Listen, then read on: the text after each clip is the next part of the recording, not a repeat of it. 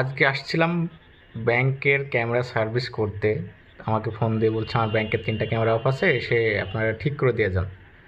তো এই প্রথম এসে আমি প্রথম ক্যামেরার দিকে তাকিয়েই তো অবাক হয়ে গেছি যে ব্যাংকের ক্যামেরা সেটআপের অবস্থা। এই একটি তারে 3টি ক্যামেরা চলছে, এটা হলো ফার্স্ট ক্যামেরা। এখান থেকে আরও 2টা তার এই তার ওইদিকে গেছে, ওইদিকে 2টা ক্যামেরা লাগানো আছে। তো এই তারের যদি এইভাবে রাখা হয় তাহলে এমনিতে অ্যালুমিনিয়াম তার, এটা ভেঙে এমনিতে এখানে জয়েন্ট ছিঁড়ে গেছে। দ্বিতীয়ত অ্যাডাপ্টারও লো কোয়ালিটি ব্যবহার করা হয়েছে। তো আমি ভালো অ্যাডাপ্টার দিয়ে জয়েন্ট করে বক্স দিয়ে, যাতে পরবর্তী সমস্যা না হয়।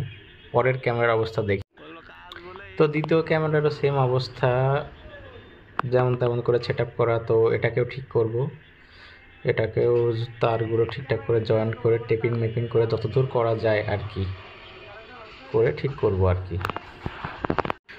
সেকেন্ড ক্যামেরাও ঠিকঠাক করার পর এবার থার্ড ক্যামেরা এসে দেখি সেম অবস্থা। যে টেকনিশিয়ান ভাই কাজ করছে, হয়তো সে তার মতো করে কাজ করে চালু করে দিয়ে গেছে, কিন্তু কাজের কোয়ালিটি আসলে খুবই খারাপ।